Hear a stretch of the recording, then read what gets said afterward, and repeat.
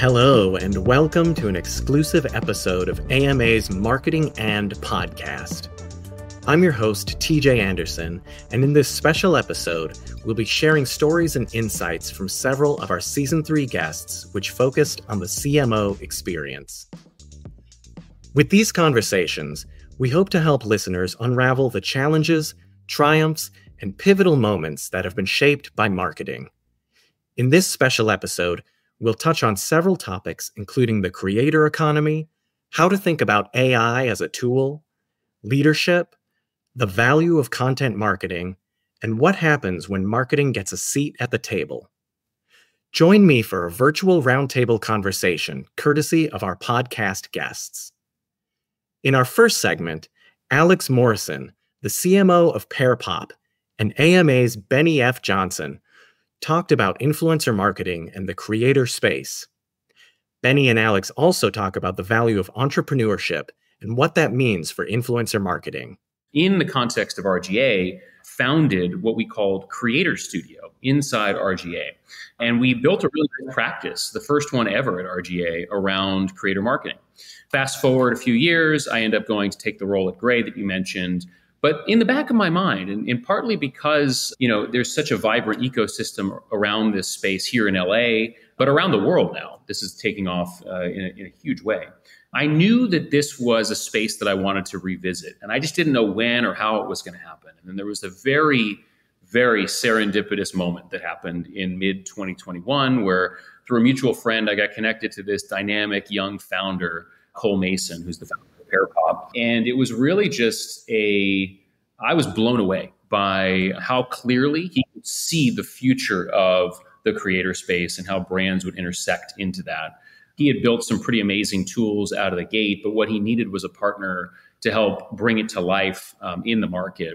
And it took a lot of introspection and closing your eyes before you leap, but I decided to do it. And it's been one of the best decisions I've ever made because PearPop is really a special offering in the creator space. And, all the cliches about startup life are true, but, we're thriving. And, to be a part of this ride has been something I wouldn't trade. I love from the bio. It acknowledges that you all have been noted already with that short period of time as one of Fast Company's most innovative companies, right? You've been honored in that space, but it talks about PearPop helping a community. I love that assist right there, helping a community of more than 200,000 creators earn a living doing what they love, while also giving brands instant and direct access to collaborate with relevant, authentic, brand-safe creators. So relevant, authentic, and brand safe. That one statement is loaded with a lot of kind of good insight that you have there. Talk a bit about how you started to kind of bring this together, helping a community connect both as creators and as the brands that need to work together. So one of the things that really separates PearPop from a lot of creator marketing companies is that we are fundamentally a creator-first company. Right. So our mission is to help creators earn a living doing what they love. Any creative person, I've been a musician throughout my life. Anyone with a creative bone in their body knows, there's that moment when you have to decide, am I going to go for this professionally or am I going to sit it out and take a corporate route, right? And for a lot of people, myself included, the path was just too difficult to see in this sort of truly creative path, right? And that keeps so many people away from doing the thing they truly love, right? And I thought, what better mission to get behind than to help people with creative spark pursue that spark professionally and do what they love. And the beautiful thing about the creator space is that it's really the new gateway to entrepreneurialism for a whole new generation, right? Right. If you're going to start the new Procter & Gamble, if you're going to start the new media company, and you're a 20-year-old in 2024, you should start by building an audience, building a personality, a rapport with people, and then you can start to figure out where you want to take that, right? This is an unbelievable opportunity for creative people. So I think on that side of what we do, it's incredibly inspiring. And we've built a community of, about 250,000 creators who trust us to bring them opportunities that allow them to earn a living doing what they love. And then for the brands, of course, if we're just thinking about creators, at the end of the day, we need to make sure we are delivering an amazing solution for brands that meets their needs and surprises them with things they didn't even know to ask for, right?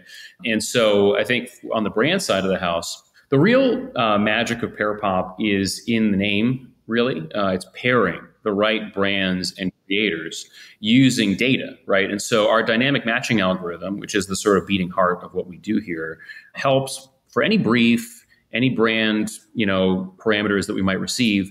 We can find a really, really great short list of creators that meet those parameters.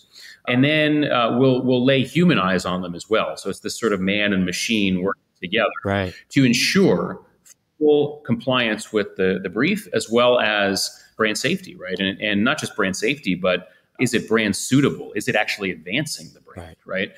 We can go beyond do no harm, right? How can creators actually be almost an ambassador for a brand to bring them into difficult to reach communities and audiences, right? So I'm going to switch to the other side of the marketplace and ask you, what advice do you have for brands who may be looking to move into this space, right? We know the first movers and real creative brands are always going to take the risk in there. But what do you have for that fattier part of the curve of brands and the brand leaders who are listening to this podcast and maybe thinking about exploring creator economy as a part of their marketing mix? What advice would you have? So first of all, I don't think there's any reason to be scared of getting involved. The creator space is incredibly diverse in every facet, every dimension of that word, right? So there are creators who are risque. There are creators who are absolutely 10 and 2 and keep it dialed into everything you want to say. So 80% of marketers are already in the creator space in some way, shape, or form. If the last 20% are on the line here, I would encourage you to take a good look, because the benefits of participating in the creator space are massive. And what I would say to that is, creators have this uncanny ability to connect with audiences that are very, very difficult to reach through other types of media. When we talk about AI as a tool, it becomes a conversation about integration. Clemence Sopp, head of marketing innovations at InterSystems, shared her perspective on what AI can mean for marketers. Marketing people speak to marketing people, executives speak to executive, and suddenly we are multiplying our touch points and we're building our footprints within the company, and we work in clusters. So that's my definition of social selling. But how do you do that efficiently? You have to get a lot of insight. And insight doesn't necessarily mean that, you just Google here and there and you have to read through the finance reports. You have to understand what people like, because when you're engaging with insights, right, you get feedback. If you engage without feedback, you spam people. So my team and I began experimenting with AI tools to scrape through the net and find information so we could report back to all of the members of the clusters to drive. It could even help drive how marketing and designing their messaging, how sales is designing their outreach, and how also our executives are designing their messages and their approach towards the other executives that we're targeting. So understanding what people talk about, company pain points, right? Understanding where there's an opportunity for investment or if the close investment, only just those really triggers and nuggets. And obviously, a lot of AI tools are evolving and coming up every day, right? And then the mistake we did, because we also learned is just trying to test all of it because one has a feature that the other one doesn't have. So my goal was to understand how we can use AI to be very much efficient and save time. The biggest advantage to us is really scraping through and getting these insights and reporting it back to the team and using that in our outreach so as to increase our lead quality and what I call to engagement. So communications and networks, that's one thing. Automation, using AI for marketing automation and personalization, right? What I tell my team is that with all of these AI tools, we're faster. This doesn't necessarily mean that we have to rely on them. We need to activate our left AI brain, meaning spend more time to be creative, spend more time to personalize your approach so we can get past the brick wall that everybody has, right? Everybody has this brick wall of the mental spam filter. Yeah, so that's my experience with it. I think we should embrace it, but not like go into it just, and we need to understand where we want AI to step in and help us. What you also see, I just can spot AI written content online, right? In the ever evolving landscape. And you have it. That's something not to do, right? And that's how we learned. While AI is a big part of the conversation, the relationships we build through our work are just as important. Clemens and Benny went on to talk about meaningful relationships and the importance of understanding people. People are bombarded with information. Social platforms are saturated. Taking LinkedIn, you accept the connection request. It feels like you give somebody an invitation to your living room because they keep bombarding you with messages that you didn't even want. That is an overall trend right now. And what happens? That people are becoming very cautious. And the call to engagement reduces. The quality of leads also we get. It's challenging to get the good leads. It's challenging to have meaningful conversations or to get through to people. So what I see and what I'm telling the people when I travel is like, look at this platform as a way to network with people, build relationships, and then you can sell, and then you can market, and then you can bring them to your community, and you can track and see if your message is resonating with them. Does that make sense? It makes a lot of sense. And these are things that good foundational spaces for marketing that intentionally amplified in our global space now. Yeah. So I want to talk a bit about listening and strategy. What advice do you have being able to use the tools that we have to listen, to be able to engage with your marketplace? We have to listen a lot. You have to listen with insights too. There's a difference. Like if you're looking at data points and you look at, let's say, topographies, keywords, if you know that these people are looking for this specific keyword, is that enough insight to reach out to them? Probably not. You need to do your homework, right? Not in an effective way, without being intrusive, right? Exactly. Without being intrusive. It's all about understanding people's pain points, because then when you're engaging with insight. And the best thing you can do is even meet them in their research journey, because 8%, I think I read this article the other day, a good 80% of the buyer's journey is online. They're active researchers, active listeners, but they don't want to be bothered. It would even be better if you meet them there in their search. And you can only do that if you've done your homework. So listening, AI can help us very well to listen, to understand, to summarize information, understand what project people are working on, what their pain points are, what kind of solutions they are looking for, and personalize our outreach. I always tell people I work with, like, you increase your call to engagement by so many points when you try to add a personal note to it. Simple example, if when I'm doing my research, you are on my radar and I would like to talk to you, right?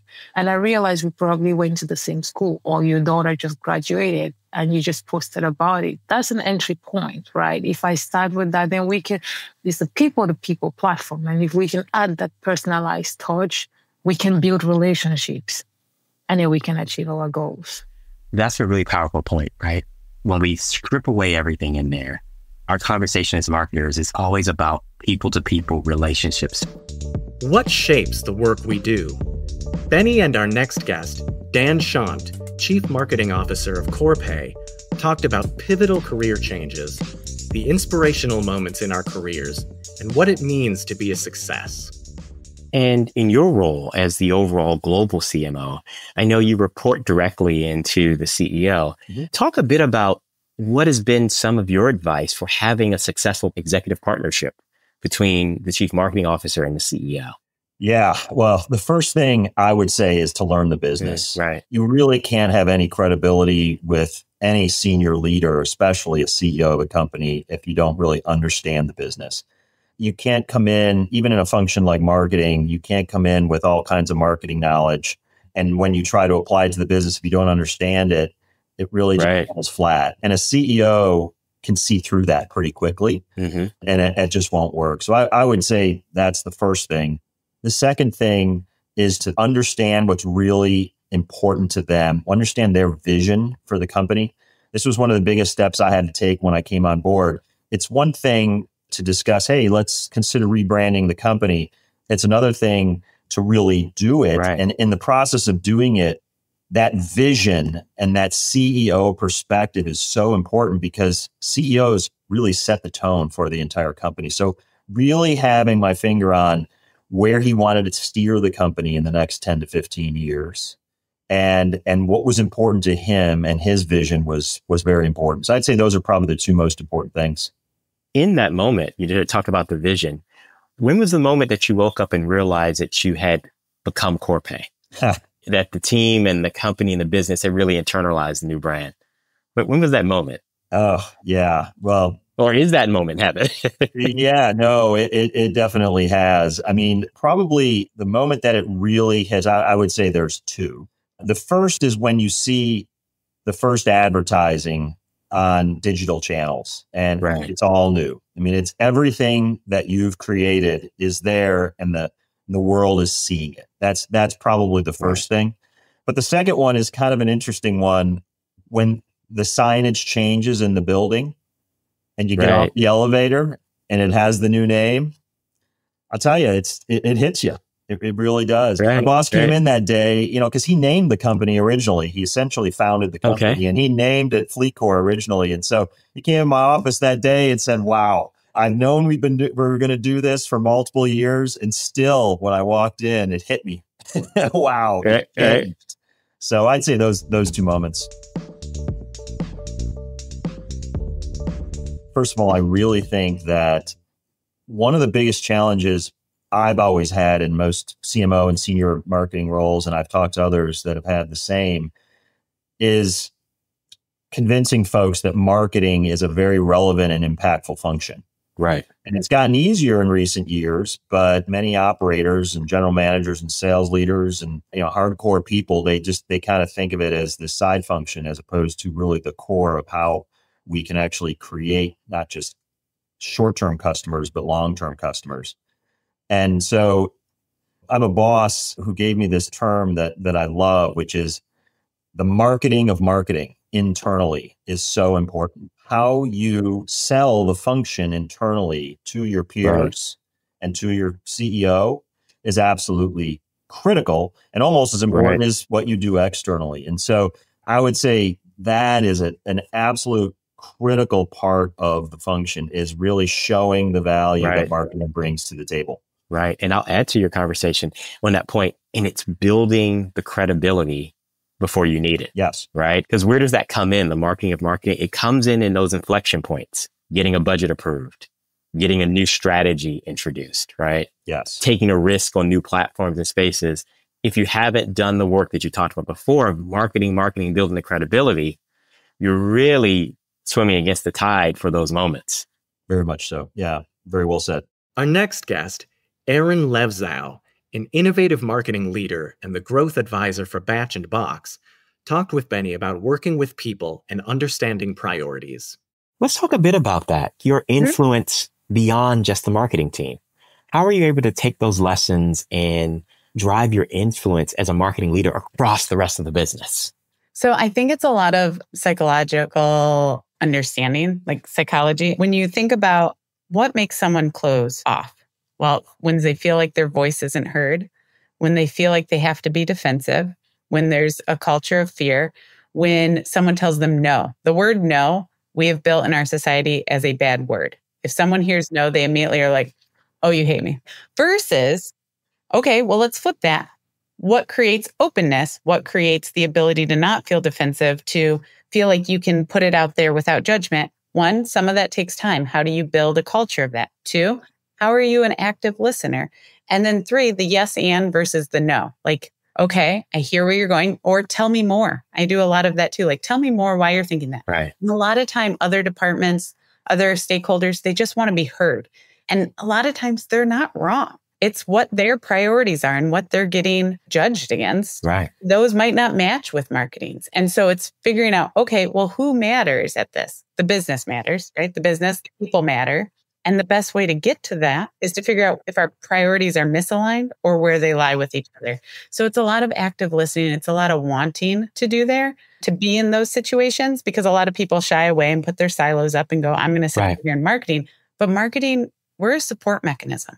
I can bring the horse to water, but everything else has to be running smoothly for the horse to drink, to leave and tell all their other horse friends to come back to the water, right? Like none of this matters if I do my job great, but nobody else does theirs great. So how we work together is such a key part of that. And being open, active listening, saying yes, understanding how our priorities line up. It's all part of it. Benny sat down to talk with Krenda Frushauer, Senior Director International at Blistex Inc., about the impact of her role models on her career and the need to understand your audience and consumers when your work is global. Right. I'm going to talk a bit about challenges, as you mentioned, working, coaching, and mentoring and being connected to women in leadership and marketing. Now, you've had this really robust career in global marketing. You've been in 70 countries. One of the things that we know is that as a woman in leadership, each of those environments aren't necessarily the most hospitable. Right. How have you been able to navigate that with such tremendous success? Do you have any advice for our listeners who may be looking into global spaces and are coming up against often unspoken, but we know challenges being a woman who's a leader in marketing going into these global marketplaces?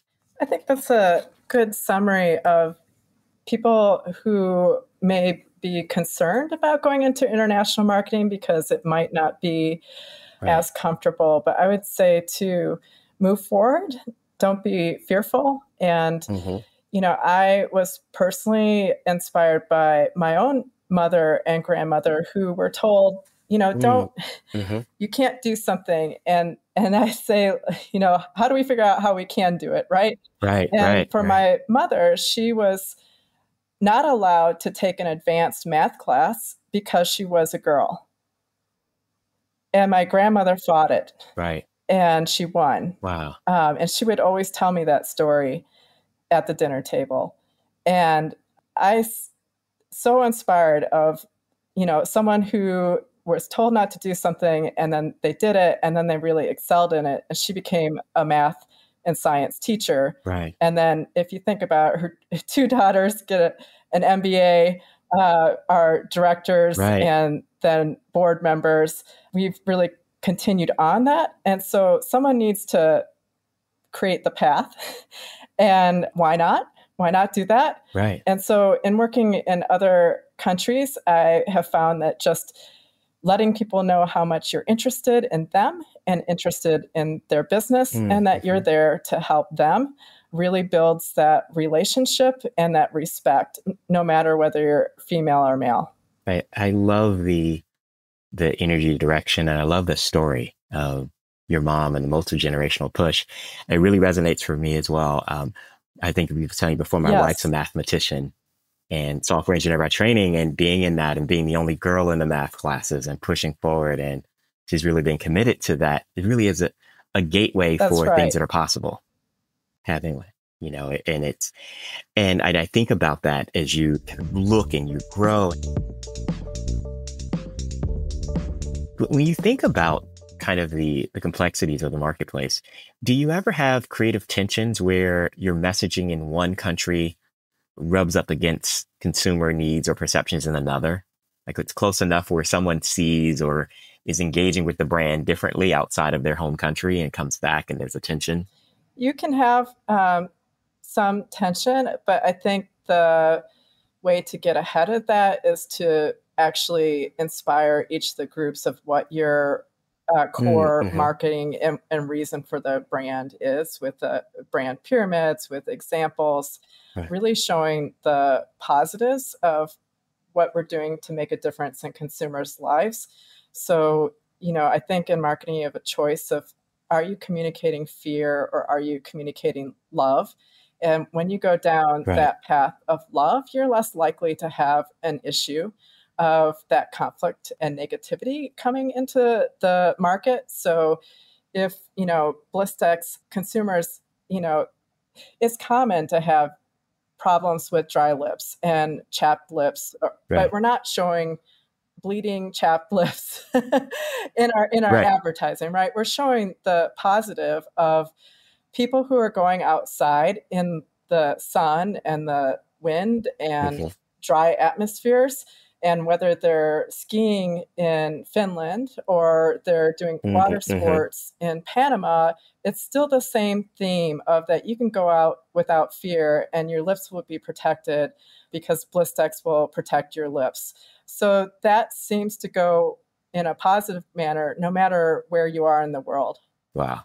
I love the kind of leading with positivity. And I never thought about showing the pregame of the Bliss Decks in this space. And that never would have crossed my mind as an option. But you're right. It could have been an option. Right. And I'm glad you've gone with the other. I'm glad you went with the other one.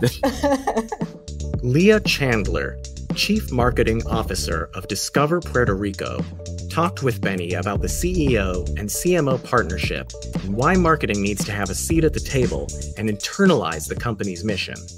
It's so great when you can kind of feel it in that space. When I think about you being employee number 2, it really leads to the conversation about partnership between the CEO and the CMO. And we hear a lot of kind of conversation about how does marketing get a seat at the executive table? How are we involved in decisions? You really were kind of a co-partner and engineer in building this out. Talk a little bit about your relationship with the CEO in helping you lead a marketing first organization. Well, I'm very, very fortunate in the sense that I have I think the perfect scenario for any CMO is a CEO who gets marketing but doesn't want to do marketing. Right.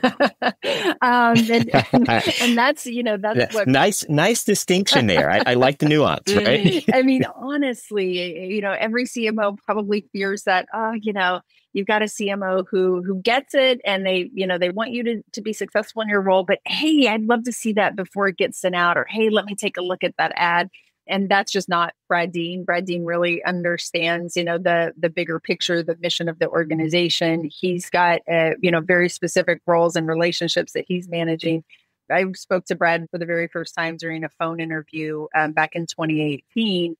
And he actually asked me, he said, what is the most important thing that you need from a CEO? And I said to him, I need someone who will take the bullets. As a CMO, especially, in an organization that's kind of quasi-government, you're going to have, you're going to have supporters, you're going to have detractors, you're making a case, you're building out this organization, trying to explain what it does and the impact it has. And in order for me to be able to truly concentrate on the marketing and the results of the marketing team, you have to have a CEO who can handle all of the other stuff so that you're not getting pulled into conversations that, are distracting you from your objectives.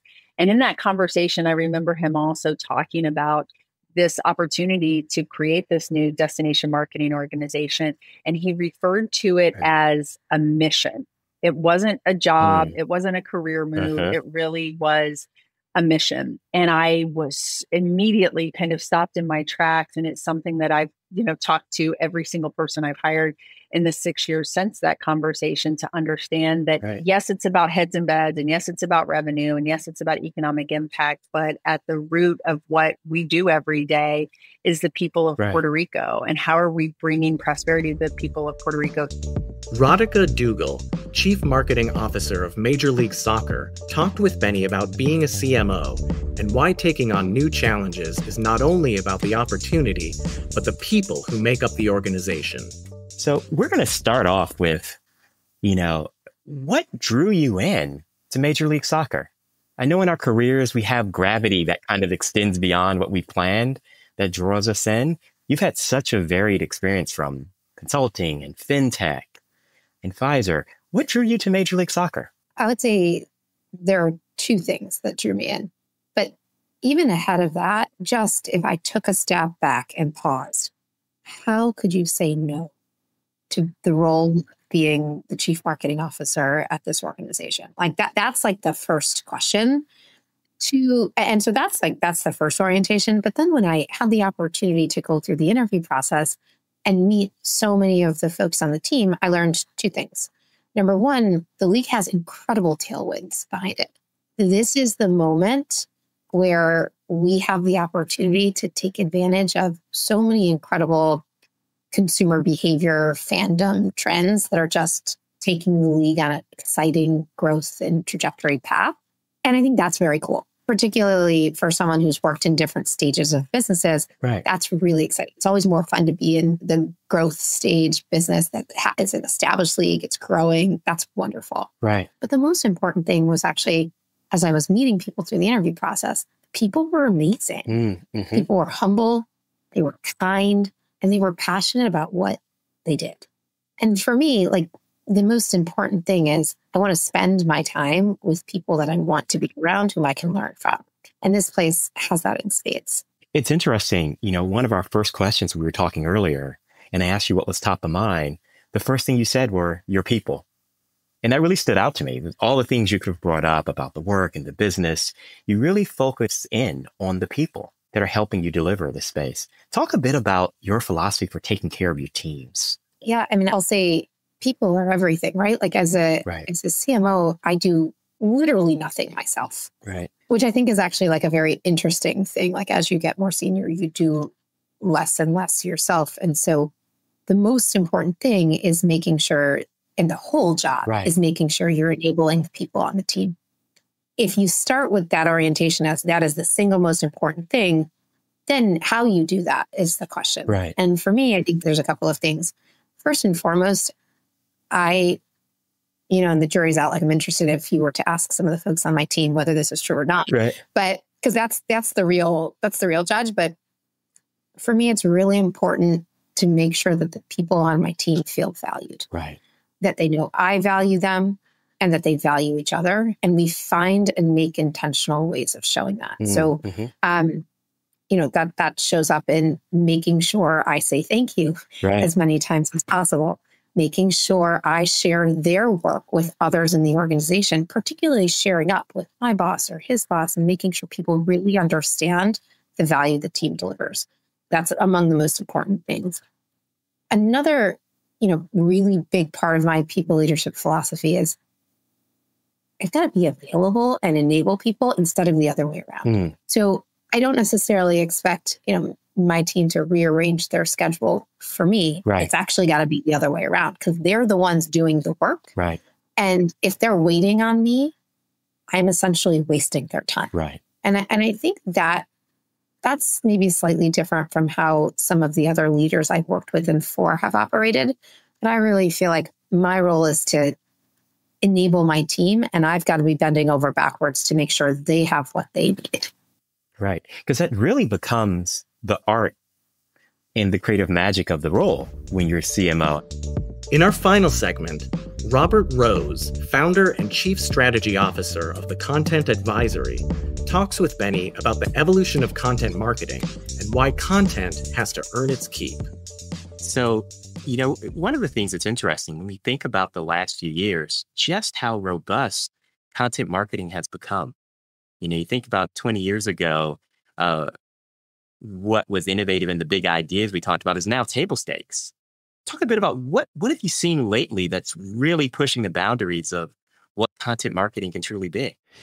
It's really the evolution, I would say, of, well, and then we'll probably talk a little bit about AI in a minute, but of course, that's AI is currently sucking all the oxygen out of the room. But more than that, I would say it has been the evolution, some might see de-evolution of what we're seeing across social media. And broadly speaking, that gets to misinformation, disinformation, and trust, levels of trust in across all the different platforms that we're seeing. Brand safety certainly comes into that.